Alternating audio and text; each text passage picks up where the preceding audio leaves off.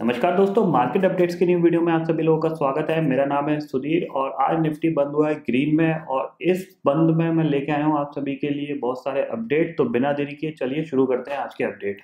तो हर रोज की तरह जो पहला अपडेट ले लेते हैं वो ले लेते हैं यहाँ पे मार्केट की तरफ से, जहाँ पे कि निफ्टी आज 65 पॉइंट चढ़ के बंद हुआ है। वहीं अगर सेंसेक्स की बात करूँ तो सेंसेक्स में जो उछाल आया है वो आया है करीब 196 पॉइंट का।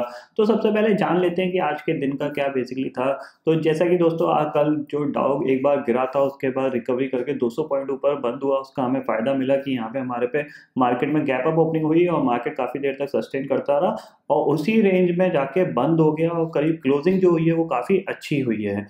और अगर मैं निफ्टी टॉप 3 गेनर और लूजर की बात करूं तो यहाँ पे गेनर में रहा सबसे बड़ा भारतीय एयरटेल, दूसरे नंबर पे रहा एचसीएल टेक्नोलॉजी, तीसरे नंबर पे रहा आइचर मोटर। अगर लूजर की बात करूं तो यहाँ पे यस बैंक कंटिन्यू कल की गिरावट को कंटिन्यू करता रहा, यहाँ पे वो गिरा सबसे ज्यादा। उसके बाद इंडिया बुल्स हाउसिंग फाइनेंस और उसके बाद जेएसडब्ल्यू स्टील। अगला अपडेट ले लेते हैं, वो आ रहा है बेसिकली यहाँ पे म्यूचुअल फंड इंडस्ट्री की तरफ से, जहाँ पे कि अगर अक्टूबर में बात की जाए तो यहाँ पे 11.45 न्यू पोर्टफोलियो बने, यानी म्यूचुअल फंड इन्वेस्टर बहुत तेजी से म्यूचुअल फंड में अपना पैसा लगा रहे हैं और लगाना भी चाहिए क्योंकि ये गिरावट का वो फायदा उठाना चाह रहे हैं। बट कोई बॉटम पे लगाने की मतलब एक बड़ी गिरावट पे लगाने की कोशिश नहीं करता, बट वहां पे वेट करता है। अब जैसी मार्केट रिकवर किया है तो ये वो इन्वेस्टर हैं जिनको एटलीस्ट 2 महीने पहले इन्वेस्ट करना था, बट वो अब जाके इन्वेस्ट कर रहे हैं क्योंकि उनको लग रहा है कि यहाँ से मार्केट दोबारा से ऊपर चला जाएगा। अगला अपडेट आ रहा है वो आ रहा है यहाँ पे आइचर मोटर्स की तरफ से, जहाँ पे ब्रोकरेजेस हाउस ने यहाँ पे जो अपसाइड के टारगेट बताए हैं करीब 14 से 15% के अपसाइड के ऊपर के टारगेट बताए हैं। इसी की चलते यहाँ पे आइचर मोटर में करीब 3% का उछाल आया है आज के दिन में।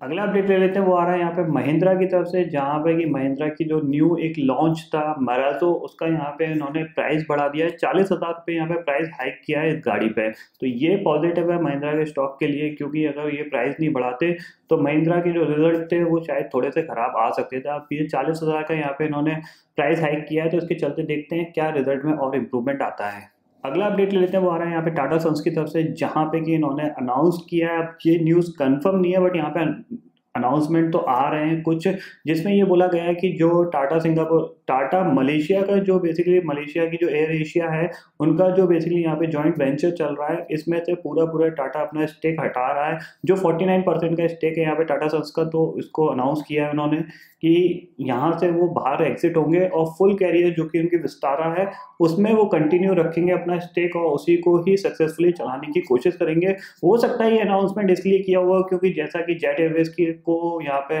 बाय करने का उनका प्लान बन रहा है, तो इंडिया में वो फुल कैरियर सर्विस में ही डील करना चाहते हैं। शायद जो इंडिगो है उनका वहाँ पे मार्केट शेयर ज़्यादा है अगर देखा जाए लो कॉस्ट कैरियर में, तो इसी के चलते शायद ये अनाउंसमेंट हुआ है। अगला अपडेट ले लेते हैं, वो आ रहा है यहाँ पे मर्सिडीज बेंज की तरफ से, जहाँ पे मर्सिडीज बेंज ने अनाउंस किया है कि फेस्टिवल में उनकी सेल्स काफ़ी अच्छी रही है।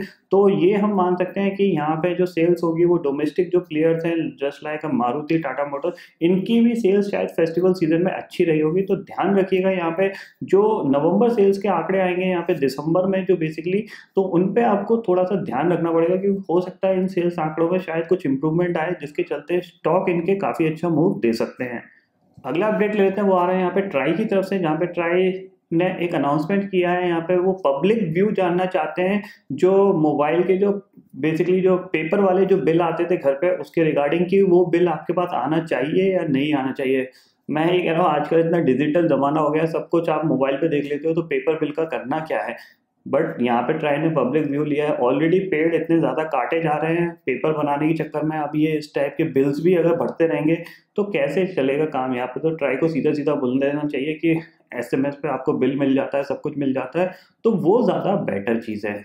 अगला अपडेट ले लेते हैं, यहाँ पे बेसिकली आ रहा है टेलीकॉम इंडेक्स, जो कि आज दिन में करीब 5% भागा है। उसमें जो सबसे बड़ा गेनर रहा वो रहा भारतीय एयरटेल और वोडाफोन आइडिया। तो यहाँ पे कुछ नई चीज़ें शायद चेंजेस हो रही हैं जिसके चलते यहाँ पे पहले से ही इनमें बाइंग आ रही है और काफ़ी पिटे हुए स्टॉक थे अपने अपने सपोर्ट पे आ गए थे, इसलिए ये बाउंस बैक देखा गया है इन स्टॉक्स में। अगला अपडेट ले लेते हैं, यहाँ पे आ रहा है वॉलमार्ट की तरफ से, जहाँ पे कि जब से इन्होंने फ्लिपकार्ट में 77% का स्टेक एक्वायर किया है, तो ये जो चीज़ें हैं फ्लिपकार्ट की और इनकी जो अदर सब्सिडरी हैं मिंत्रा, जबोंग, यहाँ पे बहुत सी चीज़ें चेंज कर रहे हैं। इवन अब इन्होंने ये डिसाइड कर लिया है कि ये जबोंग को पूरा ही शट डाउन कर देंगे। अगला अपडेट ले लेते हैं, वो आ रहा है यहाँ पे गवर्नमेंट पीएसयूज कंपनी के लिए, जहाँ पे गवर्नमेंट ने अनाउंस किया है करीब करीब $2 बिलियन का स्टेक सेल कर सकते हैं यहाँ पे ओएनजीसी, आईओसी और ऑयल इंडिया को मिला के।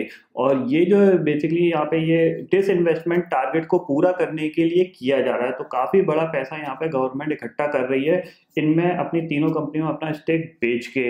हो सकता है ये इलेक्शन के लिए इकट्ठा कर रही होगी, इलेक्शन कैंपेन वगैरह में बहुत पैसा खर्च होता है। तो देखते हैं आगे आउटपुट क्या मिलता है। अगला अपडेट ले लेते हैं, वो आ रहा है यहाँ पे आनंद महिंद्रा ने एक इंटरव्यू दिया था, वहाँ पे ये बोला गया था कि जैसा कि आपको पता है कि जो जावा मोटरसाइकिल है वो कल लॉन्च कर दी गई है। और वहाँ पे ये बेसिकली महिंद्रा और यहाँ पे जावा का ये जॉइंट वेंचर है जो कि इंडिया में इन्होंने अनाउंस किया है। तो वहाँ पे उन्होंने बोला ही है कि जावा मोटरसाइकिल वो मोटरसाइकिल है जो कि इनको लव एट फर्स्ट साइट का याद दिलाती हैं। तो काफ़ी अच्छी मोटरसाइकिल है। अब देखते हैं जब ये रोड पे आएंगी तब कैसी लगती है। जो सबसे बड़ा कंपटीशन देंगी वो देंगी रॉयल इनफील्ड को। अगला अपडेट लेते हैं, वो आ रहा है यहाँ पे यस बैंक की तरफ से, जहाँ पे यस बैंक में लगता है कि सब लोगों में कंपटीशन चल रहा है कि कौन सबसे पहले रिजाइन करेगा। तो इसी के चलते पहले एक रेजिग्नेशन देखा गया था चेयरमैन का, और अब देखा जा रहा है यहाँ पे जो ओपी भट्ट थे जो कि यहाँ पे सर्चिंग डिपार्टमेंट में थे, जो कि नए सीईओ और एमडी को सर्च कर रहे थे, आज उन्होंने भी रिजाइन कर दिया है। क्योंकि यहाँ पे यस बैंक की जो दिक्कतें हैं वो खत्म होती हुई दिखाई नहीं दे रही हैं। तो स्टॉक भी आज करीब 7% पिट गया। कल की 7.5% की गिरावट, आज फिर 7%, 2 दिन में 14% का कट आ चुका है। तो यस बैंक के लगता है बहुत ही ज़्यादा बुरे दिन चल रहे हैं, चारों तरफ से जो इनके दिन खराब हुए हैं। तो इस स्टॉक की यहाँ पे रिकवरी हो ही नहीं पा रही है। जैसे ही रिकवर करता है कोई ना कोई बैड न्यूज़ आ जाती है। तो यही इस पर्टिकुलर स्टॉक के लिए नेगेटिव है कि यहाँ पे जब तक न्यूज़ आना बंद नहीं होगी नेगेटिव, तब तक ये स्टॉक ऊपर नहीं जा पाएगा। तो फिलहाल दोस्तों आज के अपडेट इतने ही थे। आई होप ये अपडेट आपको पसंद आएंगे। वीडियो पसंद आता है तो लाइक और शेयर जरूर करिएगा, और चैनल को जरूर सब्सक्राइब कर लीजिए, क्योंकि मैं सुधीर लेके आता रहूंगा हर दिन आपके लिए नए नए वीडियो। इसी के साथ शुक्रिया दोस्तों, जय हिंद।